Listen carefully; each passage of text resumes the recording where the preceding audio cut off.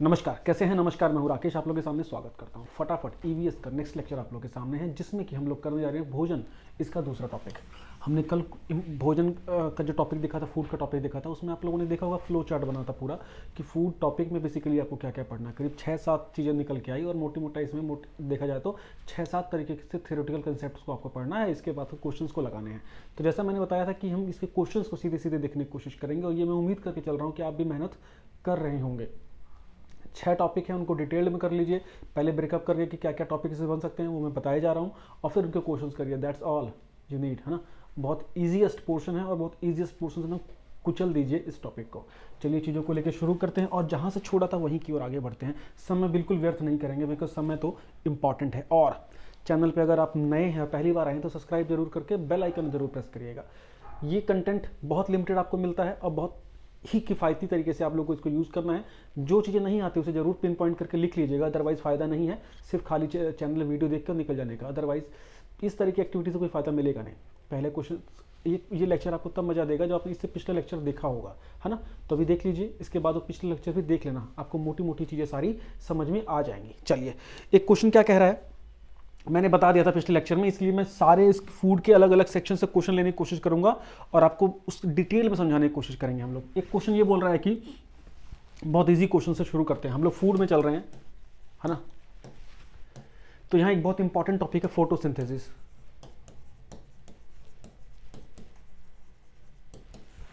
इसी को पहले पूछ लेते हैं क्या है ये फोटोसिंथेसिस का मतलब क्या है। हिंदी में बोलते हैं प्रकाश संश्लेषण। आप ये मत सोचिए मैं थ्योरी करा रहा हूँ, क्वेश्चंस के माध्यम से थ्योरी के पोर्शन को डील कर रहे हैं हम लोग। ऐसे तरीके आपको जल्दी दिखेंगे नहीं। फोटो का मतलब क्या होता है? फोटो का मतलब होता है सूर्य की रोशनी, एक प्रकार से सूर्य की रोशनी, ठीक है। सिंथेसिस, प्रकाश के मतलब सूर्य के प्रकाश के अंतर्गत जो एक संश्लेषण की प्रक्रिया होती है, जो कि फोटोसिंथेसिस या प्रकाश संश्लेषण के नाम से जानते हैं। ये क्या, इसके तहत ये क्या होता है, मतलब क्या ये वो प्रक्रिया है। पहली बात, ये वो प्रक्रिया है जिसके द्वारा पौधे जो है, प्लांट्स जो है, अपना फूड तैयार करते हैं। सिंपल बात है। अब क्वेश्चन आएगा कि ये किस कैटेगरी की रिएक्शन होती है, या किस कैटेगरी में रिएक्शन आती है। बोलेंगे बायोकेमिकल रिएक्शन या फोटो रिएक्शन या फिजिकल रिएक्शन। तो क्या होगा? ये एक फोटो केमिकल रिएक्शन होती है। लास्ट ईयर केवीएस के सिलेबस में इसको अलग से मार्क किया गया था, तो गारंटी से फूड के नाम पे यहाँ से फोटोसिंथेसिस से क्वेश्चन आएगा, बिकॉज फूड बनी यहाँ से रहा है, तो ये टॉपिक इंपॉर्टेंट है। अब देखो, अब इसमें ये फूड कैसे बनता है। जो पौधे होते हैं अपना खाना बनाते हैं, पता है, बहुत बेसिक है, 4वीं-5वीं क्लास से पढ़ रहे हो। क्या होता है, वो कार्बन डाइऑक्साइड लेते हैं बाहर से, आप लोग पानी दे देते हो जड़ों में, और फिर वो अपना ग्लूकोज बना देते हैं, C6H12O6। यही होता है खाना, यही होता है फल जो उनके पेड़ों पे बनता है ना। इसको बैलेंस में कर दूं 6, है ना, और ये आपका ये हो गया। और ये थी हीट, मतलब सनलाइट, ये निशान होता है डेल्टा का। डेल्टा मतलब एनर्जी, मतलब हीट, ठीक है। और ये आपको क्लोरोफिल। बस इसी रिएक्शन से क्वेश्चन आ जाएंगे। क्या क्या फोटोसिंथेसिस के लिए क्या क्या चीज़ जरूरी है? कार्बन डाइऑक्साइड जरूरी है, पानी जरूरी है, सूर्य की रोशनी जरूरी है। पौधों में, पेड़ों में एक पिगमेंट होता है, एक तत्व होता है जिसे बोलते हैं क्लोरोफिल, जो कि इसी क्लोरोफिल की वजह से पेड़ के पत्ते हरे दिखते हैं आपको, ठीक है। एक क्वेश्चन हो गया। ये क्लोरोफिल ही होता है जो एक कैटलिस्ट का काम करता है, बच्चे उत्प्रेरक के रूप में काम करता है। और जैसे ही सूर्य की रोशनी इसके ऊपर पड़ती है, ये एक्टिवेट, इसके पिगमेंट्स जो में एक्टिवेट हो जाते हैं। ये किससे बने होते हैं? मैंगनीज से बने होते हैं। इसके अंदर मैग्नीशियम होता है। क्या होता है? मैग्नीशियम होता है। तो ये क्वेश्चन भी आपको देखना पड़ेगा। इसी बोर्ड पे आपके 5 से 6 क्वेश्चन करा रहा हूँ। क्लोरोफिल के अंदर कौन सा तत्व होता है, कौन सा मेटल होता है, एलिमेंट होता है? मैग्नीशियम, ठीक है। क्लोरोफिल का क्या काम है? रिएक्शन को कराना। सूर्य की रोशनी जरूरी होती है। फिर क्या बनता है? ग्लूकोज। ग्लूकोज का फार्मूला क्या है? C6H12O6। और इसके साथ में क्या मिलता है? ऑक्सीजन। और इसीलिए बोलते हैं कि पेड़ जो है वो ऑक्सीजन देते हैं। तो ये है एक बायोकेमिकल रिएक्शन जिसको प्रकाश संश्लेषण बोलते हैं, और इससे परीक्षा में क्वेश्चन पूछा जाता है। इनमें से अगर कोई भी कंडीशन पूरी नहीं होगी तो जो फल है, जो खाना है, वो तैयार नहीं हो पाएगा, ठीक।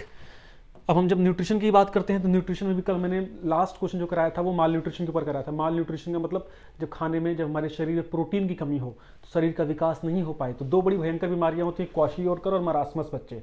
ये प्रोटीन की कमी से होती है, इसको पैम डिजीज भी बोलते हैं।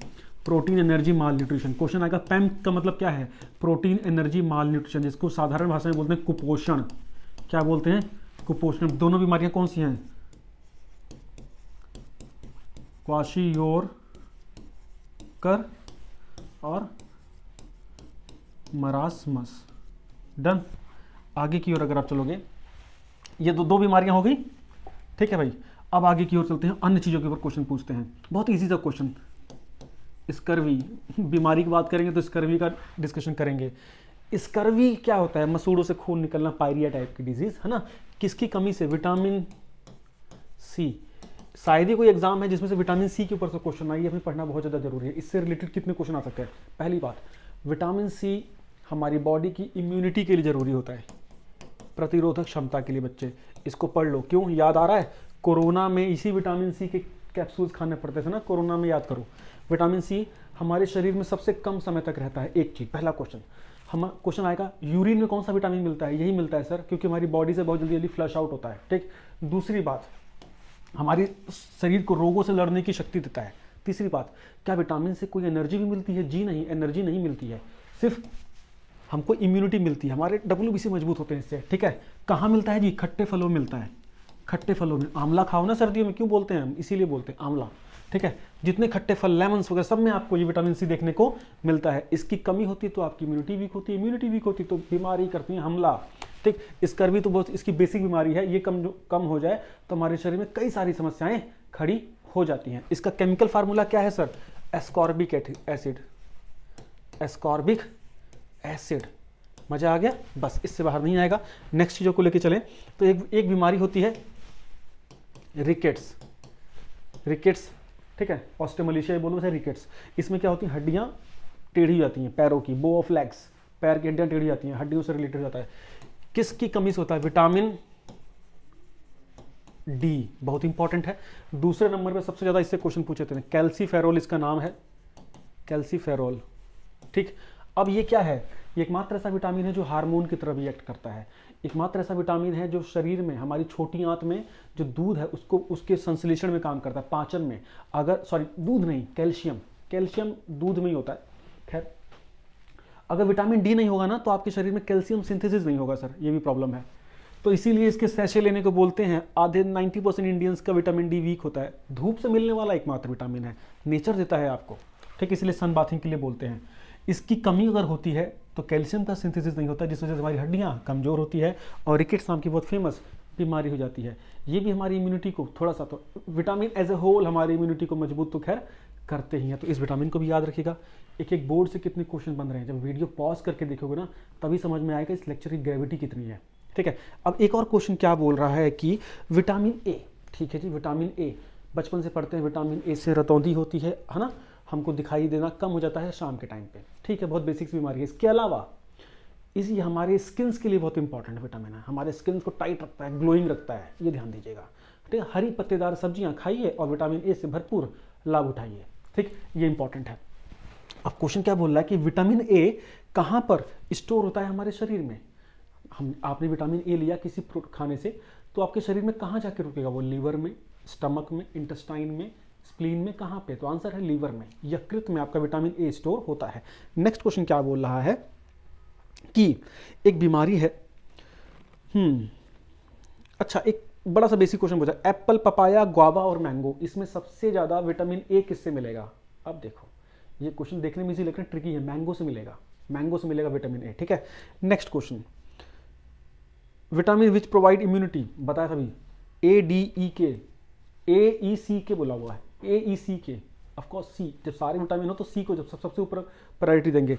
नेक्स्ट क्वेश्चन क्या बोल रहा है, किस विटामिन में कोबाल्ट होता है, किस विटामिन में कोबाल्ट होता है, जिसको CO बोलते हैं, और वो होता है साइनोकोबालामिन में। साइनोकोबालामिन कौन सा विटामिन है बच्चे, B12। ये भैया बहुत इंपॉर्टेंट है, ये हमारे नर्वस सिस्टम के लिए बहुत इंपॉर्टेंट होता है। कम हो जाएगा ना तो चक्कर खा के गिर जाएंगे रोड पे। हमारे बॉडी में नर्वस सिस्टम को इम्प्रूव रखता है, खास तौर से ये मीट प्रोडक्ट में, नॉनवेज प्रोडक्ट में ज़्यादा मिलता है।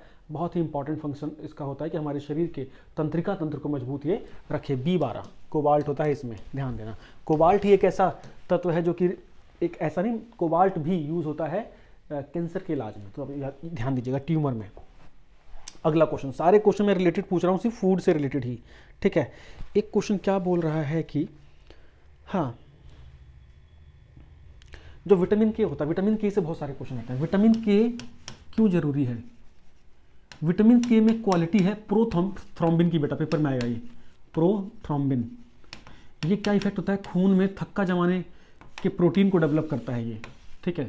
तो विटामिन के अगर आप लेंगे तो खून में थक्का जमने की प्रवृत्ति बढ़ेगी। अगर ये कम रहेगा तो आपकी एक्सेसिव ब्लीडिंग हो सकती है, कहीं कट गया तो खून बंद ही नहीं होगा, ठीक है। नेक्स्ट क्वेश्चन, ब्यूटी विटामिन के नाम से किसको जाना जाता है? विटामिन ई को, ध्यान देना, विटामिन ई को ब्यूटी विटामिन के नाम से जाना जाता है, ये बहुत ही फेमस है। नेक्स्ट क्वेश्चन, अब देखिए, इसमें क्वेश्चन बहुत फेमस है कि वाटर सोल्यूबल विटामिन कौन से हैं? पानी में घुलने वाले विटामिन कौन से हैं? बताइए। पानी में घुलने वाले बी और सी, ध्यान देना, बी और सी। कितने विटामिन होते हैं? विटामिन ए होता है, बी कॉम्प्लेक्स होता है, सी होता है, डी होता है, ई होता है, के होता है, जिसमें बी और सी जो है वो पानी में घुलते हैं। बाकी किस में घुलते हैं सर? फैट में। बस, तो ए, ई, के फैट में, बी और सी, ए, ई, डी, के फैट में, और बी और सी पानी में घुलनशील है। पेपर में क्वेश्चन यहाँ से पूछा जा सकता है। नेक्स्ट क्वेश्चन क्या पूछ रहा है? एक बीमारी होती है पेलाग्रा, वो किसकी कमी से होती है? पेलाग्रा होती है सर B3 की कमी से, जिसका केमिकल फार्मूला है, केमिकल नेम है नियासिन, ठीक है। और इसकी कमी से होती है पेलाग्रा, टंग रिलेटेड डिजीज है ये, ठीक है। एक बीमारी होती है बेरी, ये किसकी कमी से होती है? विटामिन B1, जिसको बोलते हैं थायामीन, ठीक है। Very good. नेक्स्ट डिजीज की ओर चलते हैं, नेक्स्ट प्रॉब्लम की ओर चलते हैं। टार्टरिक एसिड किस में नहीं मिलता? टार्टरिक एसिड, ध्यान रखो, क्वेश्चन पूछता है किस में नहीं मिलता, मैं बता दूं किस में मिलता है। ग्रेप्स में मिलता है सबसे ज़्यादा, टैमरिंड में मिलता है, ठीक है ना, थोड़ा बहुत मैंगो में भी मिलता है। तो ध्यान देना, सबसे ज़्यादा टार्टरिक एसिड मिलता है ग्रेप्स में, अंगूर में, ठीक है। चलो नेक्स्ट क्वेश्चन की ओर अगर हम चलें, क्या बोल रहा है? बैलेंस डाइट के अंतर्गत कार्बोहाइड्रेट, प्रोटीन और फैट, ये तीन चीज़ों का कितना रेशो होना चाहिए? तीन चीज़ों का कितना रेशो होना चाहिए? आपने मान लो क्वांटिटी, इनका फ्रैक्शन में बताना होगा, कितना रेशो इनका आपस में होना चाहिए। जैसा मैंने बताया था 3/5, 2/5, 1/5, ये रेशो आपका होना चाहिए, ये रेशो आपका होना चाहिए। सबसे ज़्यादा कार्बोहाइड्रेट 60% के आसपास, ठीक है, और 40% के आसपास आपका प्रोटीन होना चाहिए, और 10% के आसपास आपका फैट होना चाहिए। ये आपका बैलेंस स्ट्रक्चर जो है ये डाइट का है। फैट मतलब वसा, प्रोटीन मतलब प्रोटीन, कार्बोहाइड्रेट मतलब कार्बोहाइड्रेट, ठीक है। बैलेंस डाइट में इतना होना चाहिए। जब फ्रैक्शन में पूछ ले तो बहुत टेढ़ा क्वेश्चन बन जाएगा, तो फ्रैक्शन में दिया हुआ होगा तो। खैर चलते हैं। हाँ अच्छा, ये कैलकुलेशन, हाँ ये भी 1/5, सॉरी, इसको हाँ ऐसे कर लो, ठीक है, अब ठीक है, हाँ ठीक है, क्लियर। नेक्स्ट क्वेश्चन की ओर चलते हैं। फूड चेन के ऊपर भी क्वेश्चन हमारे यहाँ से निकल के आते हैं। फूड चेन के ऊपर क्या क्वेश्चन बन सकते हैं? जो फूड चेन होती है ना, उसमें सबसे निचले स्तर पे जो होता है, ग्राउंड पे जो होता है, उसे क्या बोलते हैं? प्रोड्यूसर। क्या बोलते हैं?